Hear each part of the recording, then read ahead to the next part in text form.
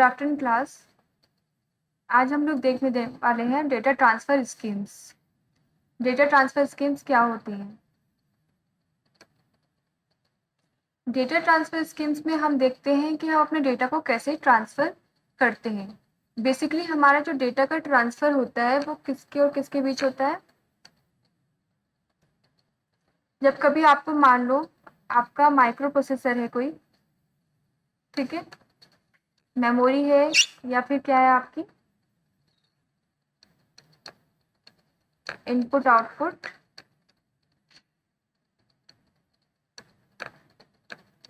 Device.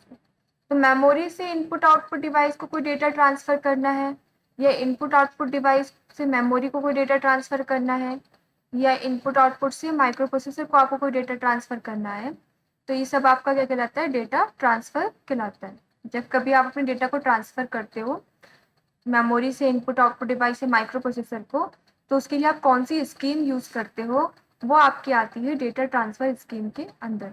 आप अपने data को कितने तरीके से ट्रांसफर कर सकते हो, वो आपका कहलाता है डेटा ट्रांसफर स्कीम्स। ठीक है, बेसिकली डेटा ट्रांसफर स्कीम हमने दो टाइप्स की होती है हमारी। हम दो तरीके से अपने डेटा को ट्रांसफर कर सकते हैं। पहला आपका आता है सीरियल डेटा ट्रांसफर, दूसरा आपका आता है पैरेलल डेटा ट्रांसफर। ठीक है, दोनों के नाम से इनका मतलब समझ में आ रहा है कि सीरियल डेटा ट्रांसफर में हम क्या करते हैं, अपने डेटा को सीरियली ट्रांसफर करते हैं। ये दोनों डेटा ट्रांसफर स्कीम तो फर्दर डिवाइडेड है पार्ट्स में। डेटा ट्रांसफर स्कीम्स जो है डिवाइडेड है parallel data transfer scheme and serial data transfer scheme. Parallel data transfer schemes को हमने दो पार्ट्स में और डिवाइड किया है। कौन कौन सी? Programmed data transfer and DMA data transfer. Programmed data transfer schemes also divided into three types: synchronous data transfer, asynchronous data transfer, interrupt driven.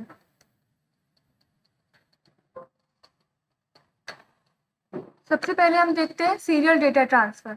Serial data transfer में हम क्या करते हैं, डेटा को सीरियली ट्रांसफर करते हैं। हमारा जो डेटा होता है बिट बाय बिट ट्रांसफर होता है। जैसे कि फॉर एग्जांपल हमारा कोई ये 4 बिट का नंबर है, हमें इसको सीरियली ट्रांसफर करना है। सबसे पहले हमारी कौन सी बिट जाएगी? 0 वाली बिट हमने सीरियली ट्रांसफर की, उसके बाद हमारी 1 वाली बिट गई सीरियली, फिर से 0, फिर 1। ऐसे क्या हो रहा है, एक के बाद एक बिट जा रही है। जब हम एक के बाद एक बिट को ट्रांसफर करते हैं तो वो हमारी क्या कहलाती है? सीरियल ट्रांसफरेशन कहलाता है। पैरेलल डेटा ट्रांसफर में हम ऐसा नहीं करते हैं। पैरेलल डेटा ट्रांसफर में क्या होता है, हम एक साथ जितनी भी हमें बिट्स ट्रांसफर करनी है एक कंप्यूटर सिस्टम से दूसरे कंप्यूटर को या एक डिवाइस से दूसरी डिवाइस को, उसको हम एक साथ भेज देते हैं। सारी की सारी बिट्स आपकी पैरेलल में जाती है। ठीक है, दोनों का डिफरेंस क्या है कि सीरियल डेटा ट्रांसफर में क्या है कि अगर आप 1 बाई 1 बिट को ट्रांसफर कर रहे हो तो आपको नंबर ऑफ वायर्स कितने रिक्वायर होंगे? ओनली 1। आप सिंगल वायर का यूज करके अपने डेटा को ट्रांसफर कर सकते हो। बट पैरेलल डेटा ट्रांसफर में क्या है कि आप सारी की सारी बिट्स एक साथ ट्रांसफर कर रहे हो, तो जितनी बिट्स ट्रांसफर करोगे उतने ही आपको वायर्स की जरूरत पड़ेगी। हर बिट के लिए आपको एक वायर चाहिए। तो अगर आपको 4 बिट एक साथ ट्रांसफर करनी है तो आपको कितने वायर्स लगाना पड़ेंगे? 4 वायर्स लगाना पड़ेंगे। लेकिन सीरियल डेटा ट्रांसफर में ये एडवांटेज है कि आप सिंगल वायर से अपना पूरा डेटा ट्रांसफर कर सकते हो। बट आपका जो सीरियल डेटा ट्रांसफर है वो थोड़ा स्लो होता है। वो स्लो कैसे है? क्योंकि आप एक के बाद एक बिट ट्रांसफर कर रहे हो, जिसकी वजह से आपका डेटा जो है थोड़ा टाइम ले रहा है। मान लो आपको 4 बिट कहीं पे भेजनी है और आपने सीरियल ट्रांसमिशन स्कीम यूज करी है, तो इसमें क्या हो रहा है कि आपका एक के बाद एक बिट जा रही है। जब तक आपकी पहली बिट, फिर दूसरी बिट, फिर तीसरी बिट, फिर चौथी बिट, जब ये चारों बिट चली जाएंगी तब आपका पूरा डेटा ट्रांसफर कंप्लीट होगा। तो इससे तो आपका क्या है, थोड़ा टाइम लग रहा है। पर पैरेलल डेटा ट्रांसफर में क्या होता है, हम एक साथ सारी बिट ट्रांसफर कर सकते हैं, तो हम अपना टाइम बचा सकते हैं। बट दोनों में कॉस्ट किसकी ज़्यादा होगी? दोनों में कॉस्ट आपकी पैरेलल डेटा ट्रांसफर की ज़्यादा होगी। क्यों? क्योंकि आप जितनी बिट्स ट्रांसफर करना चाहते हो आपको उतने ही नंबर ऑफ वायर्स यूज़ करना पड़ेंगे। जब वायर्स ज़्यादा यूज़ करोगे तो आपकी कॉस्ट भी क्या हो जाएगी? ज़्यादा लगेगी। पर सीरियल में क्या है, आपका काम सिर्फ एक सिंगल वायर से चल जा रहा है, एक सिंगल वायर से आप सारा डेटा ट्रांसफर कर दो, तो आपने क्या किया, अपनी कॉस्ट को कम कर दिया। पैरेलल डेटा ट्रांसफर जो हुए हैं उनकी कॉस्ट ज़्यादा होती है और सीरियल डेटा ट्रांसफर की कॉस्ट क्या होती है, पैरेलल के कंपैरिजन में कम होती है। और इनकी डिफरेंस देखें तो क्या है कि जो सीरियल डेटा ट्रांसफर है उसमें आपका जो नॉइस का अफेक्ट होता है या कोई एरर आ गई आपके बीच के कम्युनिकेशन में, जब एक जगह से दूसरी जगह आपका डेटा जा रहा है, तो हो सकता है कि कम्युनिकेशन मीडियम में, मान लो आपका ये ट्रांसमीटर है, ये ट्रांसमीटर है, ये आपका रिसीवर है, यहाँ से आप सीरियली कम्युनिकेशन करके अपना डेटा ट्रांसफर कर रहे हो। तो एक कम्युनिकेशन मीडियम में जो बीच में आपका मीडियम यूज हो रहा है, इसमें कोई नॉइज ऐड हो गया आपके डेटा के अंदर, तो इसकी वजह से क्या है, आपका डेटा डिस्ट्रॉय हो सकता है। लेकिन ये नॉइज को डिटेक्ट करना आपके सीरियल डेटा ट्रांसफर में थोड़ा आसान होता है compare to parallel data transfer में। कैसे ये आसान क्यों है सीरियल में, क्योंकि इसमें क्या आपकी एक के बाद एक बिट जा रही है, सिंगल सिंगल बिट आप ट्रांसफर कर रहे हो, तो सिंगल बिट्स में आप एरर आसानी से डिटेक्ट कर सकते हो compare to parallel data transfer में। पैरेलल में आप सारी बिट एक साथ ट्रांसफर कर रहे हो, तो आपको एरर डिटेक्ट करने के लिए क्या करना पड़ेगा, सारी बिट्स चेक करना पड़ेगी। ठीक है, तो अगर आपको लॉन्ग डिस्टेंस के लिए डेटा ट्रांसफ़र करना है तो हम सीरियल डेटा ट्रांसफ़र प्रेफर करते हैं, क्योंकि सीरियल डेटा ट्रांसफ़र क्या है हमारा कम एक्सपेंसिव होता है compare to parallel data transfer के, क्योंकि इसमें सिंगल वायर से आपका काम चल जा रहा है, तो आप कितनी भी डिस्टेंस के लिए उसको यूज़ कर सकते हो, इससे आपकी कॉस्ट कम लगती है। बट पैरेलल डेटा ट्रांसफ़र में क्या है कि आपको जितनी बिट्स ट्रांसफ़र करनी है आपको उतने ही वायर्स यूज़ करना पड़ेंगे, तो उसकी वजह से क्या है आपकी कॉस्ट ज़्यादा लग रही है। तो आप उसको शॉर्ट डिस्टेंस के लिए यूज़ कर सकते हो, जहाँ पे आपको शॉर्ट डिस्टेंस यूज़ करनी हो और फास्ट अपना डेटा ट्रांसफ़र करना हो, तो वहाँ पे आप parallel data transfer technique use कर सकते हो। अब हम पैरेलल डेटा ट्रांसफ़र स्कीम के फर्दर टाइप्स देखते हैं, जो मैंने आपको अभी बताए थे कि parallel data transfer schemes also divided into two types, program data transfer schemes and DMA scheme, DMA data transfer. Program data transfer schemes क्या होती है कि जब आप अपना डेटा माइक्रो प्रोसेसर से इनपुट आउटपुट डिवाइस या माइक्रो प्रोसेसर मेमोरी में ट्रांसफ़र करते हो, तो उसके लिए जो ट्रांसफ़र करने के लिए आप जो स्कीम यूज़ कर रहे हो, जो मेथड यूज़ कर रहे हो, वो क्या है, आप एक प्रोग्राम चला रहे हो, आप एक प्रोग्राम एग्जीक्यूट कर रहे हो। मान लो एग्जाम्पल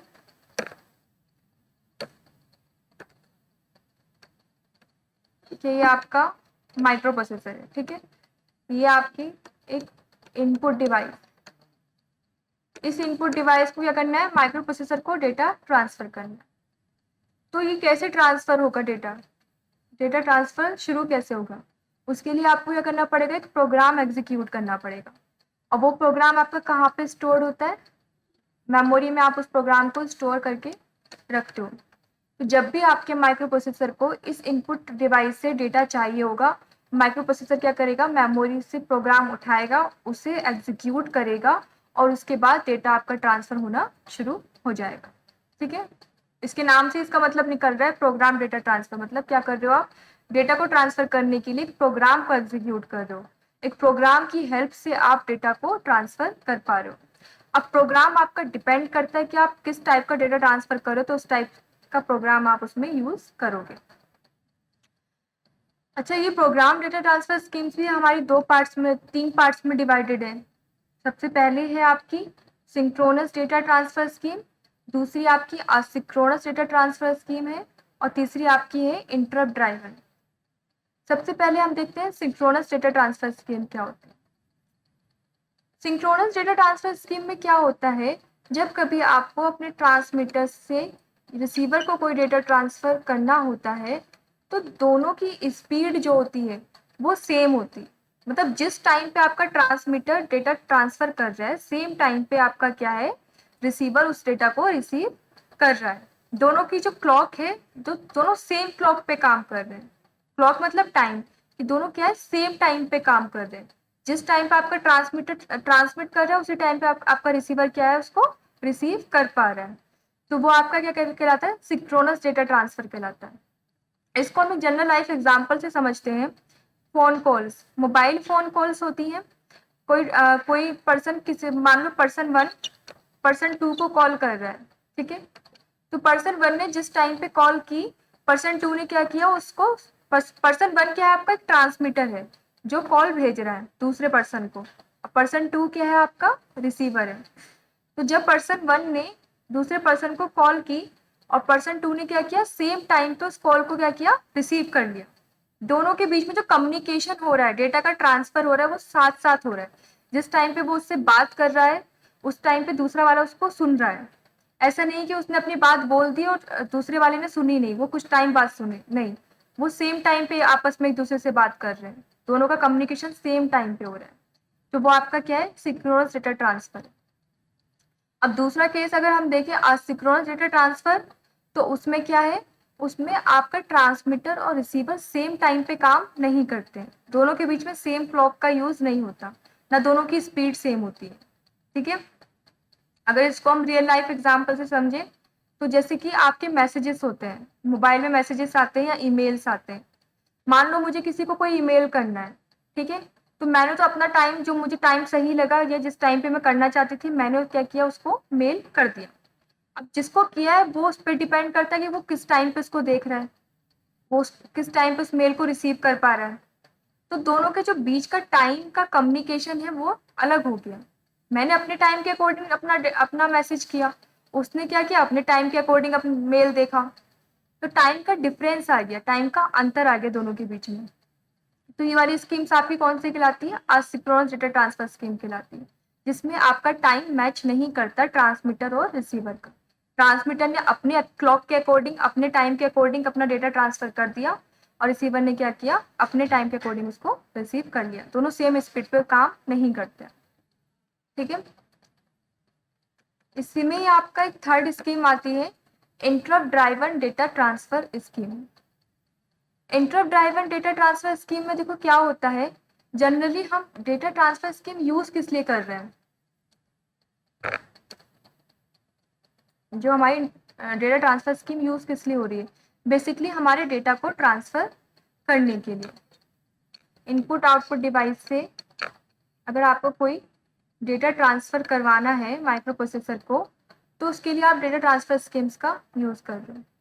पर कभी कभी ऐसा होता है, जो हमारी इनपुट आउटपुट डिवाइसेस होती हैं वो थोड़ी स्लो होती हैं कंपेयर टू माइक्रो प्रोसेसर की। माइक्रो प्रोसेसर स्पीड बहुत ज़्यादा होती है, बहुत फास्ट तरीके से काम करता है आपका माइक्रो प्रोसेसर। पर इनपुट आउटपुट डिवाइस इतने फास्ट तरीके से काम नहीं कर पाती है, उनकी स्पीड थोड़ी कम होती है माइक्रो प्रोसेसर से। तो मान लो अगर आपकी कोई इनपुट आउटपुट डिवाइस कोई डेटा ट्रांसफर करना चाह रही है आपके माइक्रो प्रोसेसर को, तो वो तो अपनी स्पीड के हिसाब से करेंगे ट्रांसफर, और माइक्रो प्रोसेसर तो बहुत फास्ट है, वो अपनी स्पीड के हिसाब से रिसीव करेगा। तो इस केस में क्या हो रहा है, आपके माइक्रो प्रोसेसर को वेट करना पड़ रहा है। मान लो आपकी इनपुट आउटपुट डिवाइस को डेटा ट्रांसफर कर रही है, वो बहुत स्लो स्लो ट्रांसफर कर रही है, बहुत देर से डेटा ट्रांसफर हो रहा है। तो इस केस में क्या हो रहा है, आपका माइक्रो प्रोसेसर क्या कर रहा है, उसका डेटा ट्रांसफर करने का वेट कर रहा है कि जब वो डेटा ट्रांसफर करके मुझे देगी तब मैं उसको रिसीव कर पाऊंगा। तो इस केस में आप क्या कर रहे हो, माइक्रो प्रोसेसर का टाइम वेस्ट कर रहे हो। अगर उसका टाइम बचा दिया जाए तो वो इतने टाइम में मिलियन ऑफ इंस्ट्रक्शंस को एग्जीक्यूट कर सकता है। वो तो बहुत फास्ट स्पीड से काम कर सकता है। इतने टाइम में आप कितने प्रोग्राम उससे एग्जीक्यूट करा सकते हो। पर आपने क्या किया, उतने टाइम के लिए आपने क्या किया, उसको सिर्फ डेटा ट्रांसफर के लिए लगा दिया।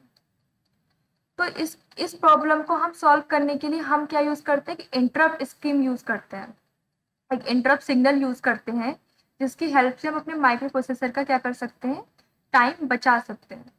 मान लो इनपुट आउटपुट डिवाइस अपना डेटा ट्रांसफर करने के लिए भी तैयार नहीं है, उसकी स्पीड इतनी स्लो है कि वो अभी डेटा ट्रांसफर करने के लिए तैयार नहीं है, पर माइक्रो प्रोसेसर क्या कर रहा है, वेट कर रहा है। तो हमने क्या किया, माइक्रो प्रोसेसर को वेट करने के लिए नहीं रोका, बल्कि माइक्रो प्रोसेसर क्या करे, अपना जो काम वो करना चाहता है वो काम करने वो चला जाए। जब इनपुट आउटपुट डिवाइस आपकी डेटा ट्रांसफर करने के लिए तैयार हो जाए फुली, कि वो आप डेटा ट्रांसफर कर सकती है, तब हम क्या करें, एक इंटरप्ट सिग्नल अपने माइक्रो प्रोसेसर को भेज दें। इंटरप्ट मतलब कि कोई काम कर रहे हो आप, तो उसके काम में इंटरप्ट करना। बीच में कोई सिग्नल दे देना, इंटरप्ट कर देना, बाधा डाल देना, वो आपका क्या कहलाता है, इंटरप्ट कहलाता है। तो अगर आपने क्या किया इस केस में, माइक्रो प्रोसेसर को किसी दूसरे काम के लिए लगा दिया, जो भी वो अपना काम करंटली करना चाहता है वो अपना करता रहे। जब आपकी input output device data transfer करने के लिए तैयार है, तब उसने क्या किया, इंटरप्ट सिग्नल हमारे माइक्रो प्रोसेसर को भेज दिया। जब माइक्रो प्रोसेसर को ये इंटरप्ट सिग्नल मिला, तो उसे पता चल गया कि इनपुट आउटपुट डिवाइस क्या है, डेटा ट्रांसफर करने के लिए तैयार हो चुकी है। अब मैं क्या करूँ, अपना डेटा ट्रांसफर करना शुरू कर दूँ। तो इस केस में क्या हुआ, आपने अपने माइक्रो प्रोसेसर का टाइम सेव कर दिया। पहले क्या हो रहा था, माइक्रो प्रोसेसर को वेट करना पड़ रहा था कि जब तक input output device data transfer करने के लिए तैयार नहीं है तब तक वो वेट करे ट्रांसफर करने का। लेकिन हमने क्या किया, इंटरप्ट फैसिलिटी यूज कर ली। इंटरप्ट फैसिलिटी हमारी कैसे मदद कर रही है कि हमने क्या किया, माइक्रो प्रोसेसर को उसके काम में बिजी रहने दिया। जब हमारी input output device data transfer करने के लिए तैयार हो गई, तब हमने क्या किया, एक इंटरप्ट सिग्नल भेज दिया माइक्रो प्रोसेसर को। जैसे ही माइक्रो प्रोसेसर को इंटरप्ट सिग्नल मिला, वो समझ गया कि input output device data transfer करना चाहती है, और हमने क्या किया, अपने डेटा को ट्रांसफर कर दिया। तो ऐसे हम अपनी इस प्रॉब्लम को, हमने माइक्रो प्रोसेसर का जो टाइम वेस्ट कर रहे थे उसको हमने ओवरकम कर लिया। तो ये हमारे program input output data transfer की स्कीम्स थी, जिसमें 3 पार्ट्स हमने देखे, synchronous, asynchronous and interrupt driven data transfer scheme. Synchronous में क्या होता, आपकी ट्रांसमीटर और receiver same speed same clock पे काम कर रहे थे। जिस टाइम पे आपका ट्रांसमीटर डेटा ट्रांसफर कर रहा था, उसी टाइम पे आपका रिसीवर क्या कर रहा था, उसको रिसीव कर रहा था। आसिंक्रोनस में क्या था कि दोनों सेम क्लॉक पे काम नहीं करते हैं, दोनों की स्पीड सेम नहीं होती। ट्रांसमीटर ने अपने अकॉर्डिंग अपनी क्लॉक के हिसाब से डेटा को ट्रांसफर किया और रिसीवर ने अपने अकॉर्डिंग उसको रिसीव कर लिया। ठीक है। फिर तीसरा पार्ट हमने देखा, interrupt driven data transfer scheme, जिसमें हमने क्या किया, इंटरप्ट फैसिलिटी का यूज कर लिया। इस इंटरप्ट फैसिलिटी से हमें क्या मदद मिली कि हमने अपने माइक्रो प्रोसेसर का टाइम सेव कर दिया। जो टाइम हमारा माइक्रो प्रोसेसर वेस्ट कर रहा था इनपुट आउटपुट डिवाइस का वेट करने के लिए कि वो जब डेटा ट्रांसफर करेगी तब तक मैं वेट करूं, वो टाइम हमने क्या किया, उसमें सेव कर दिया इंटरप्ट का यूज कर। अभी जो हमारी प्रोग्राम डेटा ट्रांसफर स्कीम जो है, इसको हम बहुत कम डेटा ट्रांसफर करने के लिए यूज करते हैं। जनरली जब हमें ज्यादा डेटा ट्रांसफर नहीं यूज करना होता, बहुत कम अमाउंट का डेटा ट्रांसफर करना होता है, तब हम इस स्कीम का यूज कर लेते हैं। लेकिन जब कभी हमें एक बल्क में डेटा ट्रांसफर करना होता है, बहुत सारा डेटा ट्रांसफर करना होता है, तब हम इस स्कीम को प्रेफर नहीं करते। छोटा मोटा डेटा ट्रांसफर करना है तो आप इस स्कीम को प्रेफर कर सकते हो, इस्तेमाल कर सकते हो। पर अगर आपको बहुत ज्यादा डेटा ट्रांसफर करना है, तब हम एक दूसरी स्कीम का यूज करते हैं।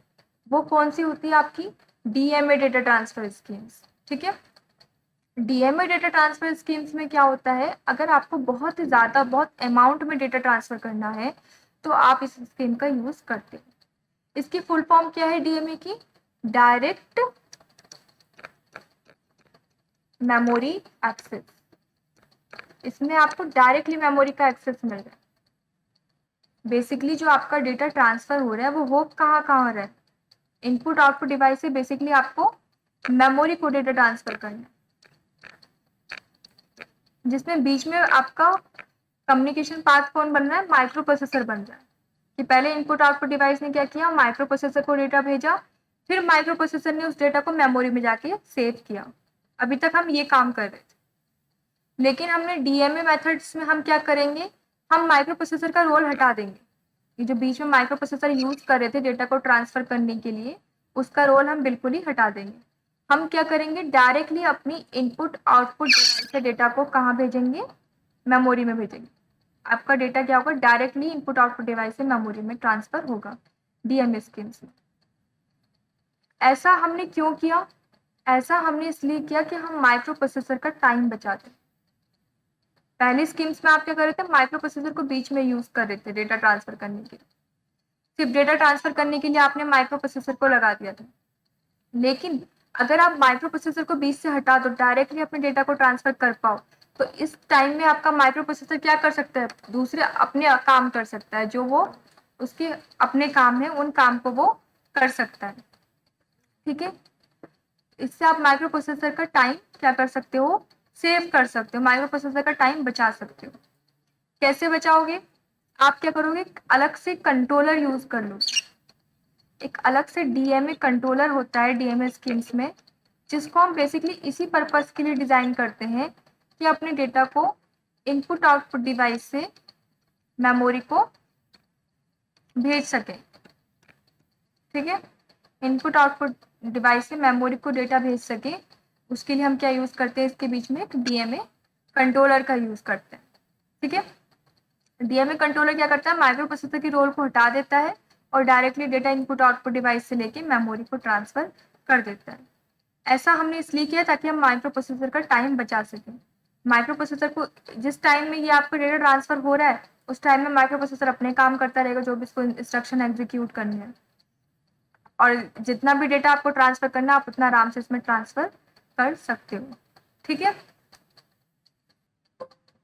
तो ये आपकी डेटा ट्रांसफर स्कीम्स थी, जिसमें अब डेटा ट्रांसफर स्कीम्स क्या होती हैं कि आपने अपने डेटा को जो ट्रांसफर करना है इनपुट आउटपुट डिवाइस से मेमोरी में, वो आप कितनी तरीके से ट्रांसफर कर सकते हो। जिसमें हमने मेनली 2 स्कीम्स देखी, serial data transfer and parallel data transfer. Serial data transfer में क्या था, बिट बाय बिट आप डेटा ट्रांसफर कर रहे थे। पैरेलल डेटा ट्रांसफर में क्या है, आप एक साथ अपनी सारी डेटा को ट्रांसफर कर सकते हो। पैरेलल डेटा ट्रांसफर को भी हमने 2 पार्ट्स में डिवाइड किया था, program data transfer and DMA data transfer. Program data transfer में हम क्या करते हैं, एक प्रोग्राम चलाते हैं डेटा को ट्रांसफर करने के लिए, जो हमारा 3 पार्ट्स में और डिवाइड था, synchronous, asynchronous and third is interrupt driven data transfer. Synchronous में क्या होता है, जिस टाइम पे आपका डेटा ट्रांसफर ट्रांसमीटर कर रहा है, सेम टाइम पे आपका रिसीवर उसको रिसीव कर लेता है। एसिंक्रोनस में क्या होता है, दोनों का टाइम मैच नहीं करता है। ठीक है, interrupt driven data transfer schemes में क्या होता है कि आप एक इंटरप्ट स्कीम का यूज कर लेते हो जब हमारे माइक्रो प्रोसेसर का टाइम हमें सेव करना होता है। डीएमए डेटा ट्रांसफर स्कीम्स का यूज हम कब करते हैं, जब हमें बहुत ज़्यादा डेटा ट्रांसफर करना होता है, तो उस केस में हम क्या करते हैं, माइक्रो प्रोसेसर का रोल बिल्कुल हटा देते हैं बीच से, और अपने डेटा को डायरेक्टली हम इनपुट आउटपुट डिवाइस से मेमोरी को ट्रांसफर कर सकते हैं। ऐसा हम कैसे कर पाते हैं, हम एक अलग डीएमए कंट्रोलर यूज कर लेते हैं। ये डीएमए कंट्रोलर हम बेसिकली इसी पर्पस के लिए डिजाइन करते हैं कि हमारा इनपुट आउटपुट डिवाइस से डेटा क्या हो, मेमोरी को डायरेक्टली ट्रांसफर हो जाए। इससे आप अपने माइक्रो प्रोसेसर का टाइम सेव कर पा रहे हो, और माइक्रो प्रोसेसर इस टाइम पे आप अपना कोई अलग काम कर सकता है। तो आज के लिए सिर्फ इतना ही था, हमने देखा अपने डेटा ट्रांसफर स्कीम्स के बारे में। ठीक है, नेक्स्ट टॉपिक कवर करेंगे आगे के। आज के लिए सिर्फ इतना ही था। Thank you.